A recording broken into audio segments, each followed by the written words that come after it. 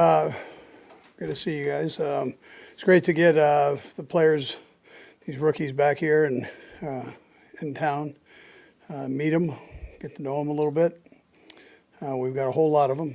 There's 108 of them. So Veach and his crew have done their job. They've accumulated a lot of good players, and it's actually a good group. My hat goes off to them for learning the way they're learning and putting everything together where we can go out and actually have some good practices. So, anyways, with that, time's yours.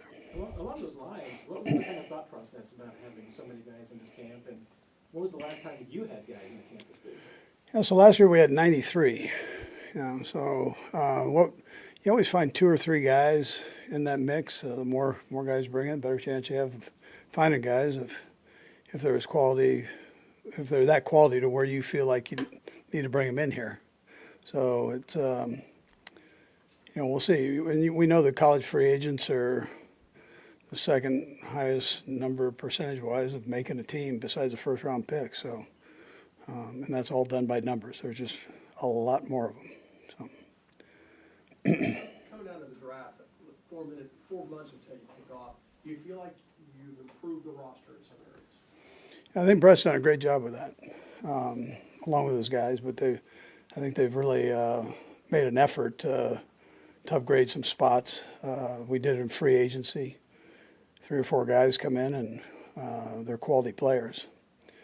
And then you had the rookie class in, and there were some X's that probably needed to be filled there on the board, and I think he was able to fill those spots. And with quality, again, quality players. And then seeing them out here move around, you always are curious to see how that goes. But it looks like they're what we saw on tape here. We'll see when we get in pads and that, but they move around well. Andy, speaking to that, what excites you most about Emmett Johnson and what he might be able to do alongside veterans such as DeMarcado and Kenneth Walker? Yeah, so he first of all, he's got a good feel for things, smart kid, good kid. And he's got that lateral quickness. We had LaShawn McCoy here for a bit, and he's got a little bit of that to him where he can shift gears and still get himself upfield quickly. I like the way he pass protects. I like the way he catches the football. And it looks like he can do that here. We're not doing live stuff, but the catching part he does easy. And probably most of all, I just like his smarts. He's going to help on special teams too. So Dave has him in that up back position on the punt team, and able to make all the calls and get guys going in the right direction. So. How much of his receiving ability did really sort of drive you guys targeting that? It's important in this offense that you're able to catch the ball. You got to be able to block, and he showed that.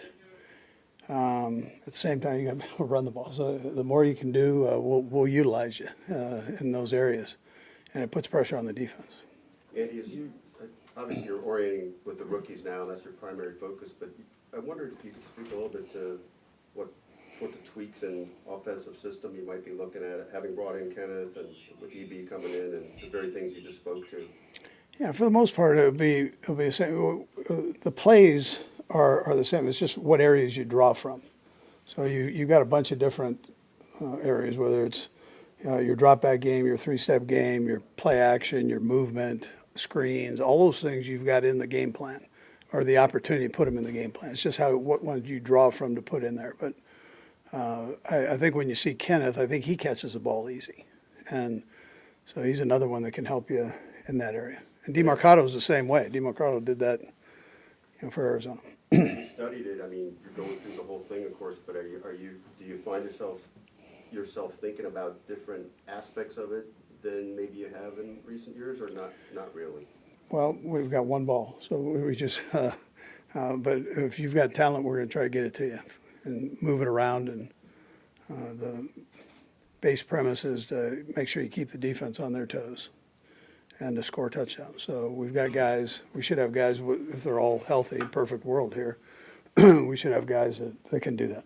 Coach, you guys some new coaches in as well. I got you.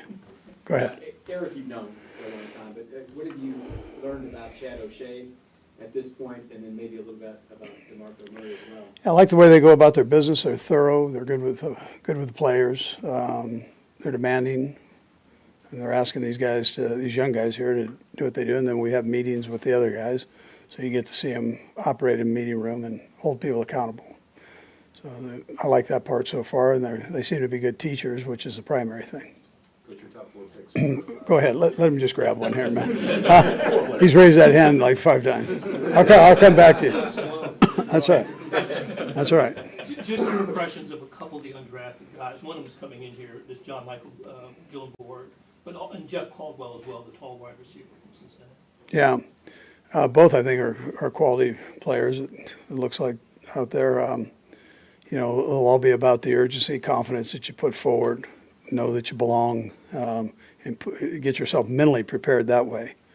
And we try to encourage that with the guys that are free agents. All of a sudden, they look at 108 guys, and the lines get longer, and then they're going, well, we got another 90 that are going to come in here, or we're going to be part of another 90 that are going to come in here, and some of these guys have playing experience. So you can talk yourself out of that, especially if you're starting at the end of the line, and so you can't do that.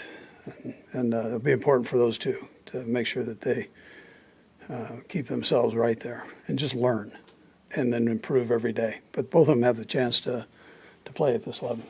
Yeah, it's the first time we're talking through the defensive draft. The top 4 pick for defensive, I guess, why was it so critical as a staff and personnel staff that you felt was going in that Sure. direction? Yeah, well, I thought we had, first of all, the majority of holes there, but they were also good players that we had a chance to put in position there. So, and I mean, I know how important defense is.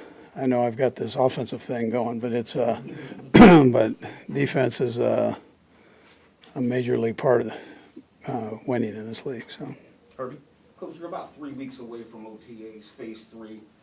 Patrick Mahomes' recovery process, how much do you anticipate him doing once OTA start? yeah, we've got to see on that. He is in a good position to be able to do some things. There's some rules and regulations that go with that, Herbie. So we got to just make sure that we're on top of that part. But if he can do some things, phase 2, remember, is there's no contact, there's no offense versus defense. So it's phase 3 that you get into that, and once you start the clock, then the clock's got to be rolling. So you just have to evaluate what you want to do there. But he's in a position where he can do everything, I think. So. I apologize, Coach, just a quick follow-up there. When the rules and regulations, or are you talking about the, just having like the ability to put him on, physically unable to Right. perform? Yeah. Yeah. Sam? Andy, what the conversation's been like with Dave, and just knowing that process still has to play out, Coach? Yeah, so Dave's been very upfront with everything.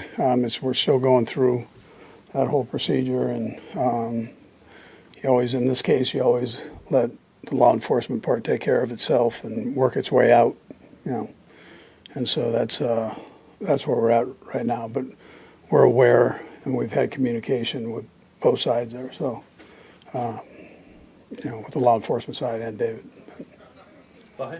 Andy, really just with one big picture with Patrick, do you still have a sense of sort of the arc of his recovery as opposed to like what's just right in the foreground? I mean, do you have a rough working estimate in your mind?